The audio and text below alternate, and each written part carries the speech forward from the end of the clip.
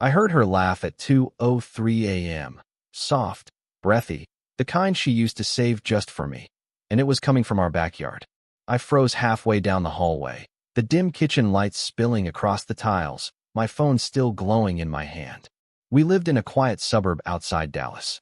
No traffic, no noise, no reason for anyone to be out there. But she was laughing.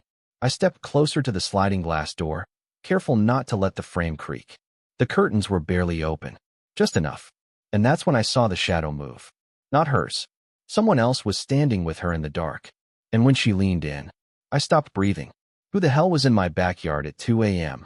If you genuinely enjoy our stories, please subscribe to the channel, tell us where you're from, and what time it is right now.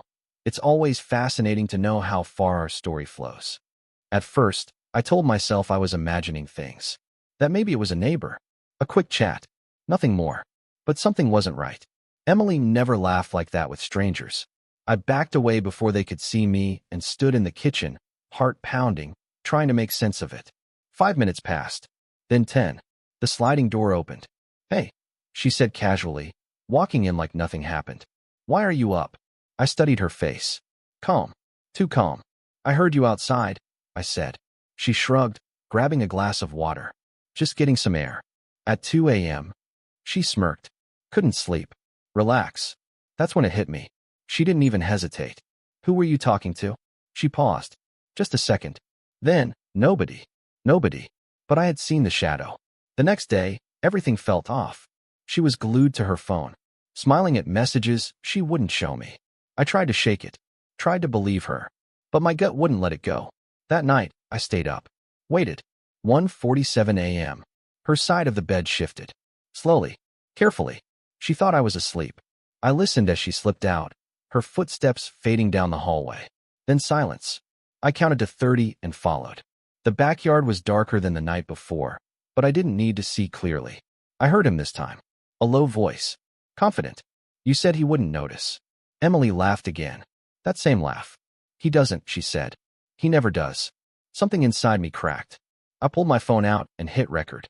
Over the next week, I became someone I didn't recognize. Quiet. Observing. Recording. Every night, same pattern. Same man. Same lies. I finally got a clear look when they stepped under the patio light. Jason. My neighbor. The guy who waved at me every morning like we were friends.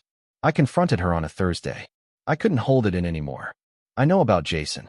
She didn't even flinch. Instead, she sighed like I was the problem. "God, you're being paranoid. I heard you. I saw you. I have it on video." That's when her eyes changed. Not fear. Annoyance. "So what?" she said flatly. I felt the air leave my lungs. "So what? It doesn't mean anything," she added. "You've been distant."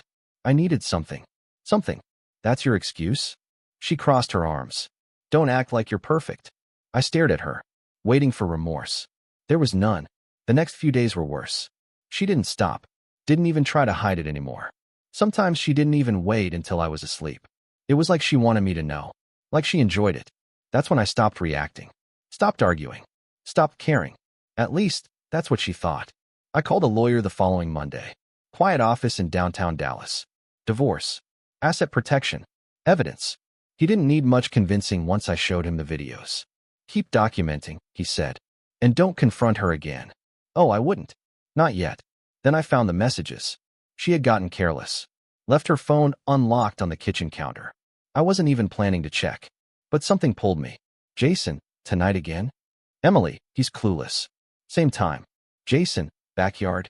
Emily, always winking face. Always. I took screenshots. Sent them to myself. Then I erased the evidence from her phone. Let her think she was still in control. The plan came together slowly. Carefully. I installed a small camera facing the backyard. Hidden. Perfect angle. Captured everything. Every laugh. Every touch. Every lie. Then I invited a few people over for a weekend barbecue. Friends. Neighbors. Including Jason. And his wife. Saturday night. Everything felt normal. Grill going. Drinks flowing. Music playing. Emily smiled like the perfect hostess. Jason acted like nothing was wrong. I almost admired the confidence. Almost. Around 10 p.m., I tapped my glass. "Hey, quick thing," I said. I put together a little video from our security camera. Thought it'd be funny to share. Emily's smile faltered. Just slightly. Jason stiffened. I hit play. The screen lit up. Our backyard. 2:03 a.m. Her laughter filled the room. Then his voice. Clear. Undeniable. The silence that followed was suffocating. Jason's wife looked at him. Then back at the screen. Then at Emily. No one spoke. No one needed to. Emily turned to me, eyes wide. What the hell are you doing? I met her gaze. Calm. You said it was nobody. Jason tried to leave. His wife grabbed his arm. Sit down, she said coldly. The room felt like it was closing in. Emily looked around, searching for support. There was none. The fallout was immediate. Jason's wife filed for divorce within a week. His reputation in the neighborhood? Gone. Work? I heard rumors. Emily tried to talk to me. Apologize. Blame stress. Blame me. Blame anything. But I was already gone. Emotionally. Legally. The divorce was clean. Thanks to the evidence, I kept the house. She moved out. Jason disappeared not long after. No goodbye. No closure. Some nights, I still wake up around 2 a.m. The house is quiet now. No laughter. No shadows. Just silence. And sometimes, I stand by the glass door, staring into the backyard, remembering the moment everything ended. The end.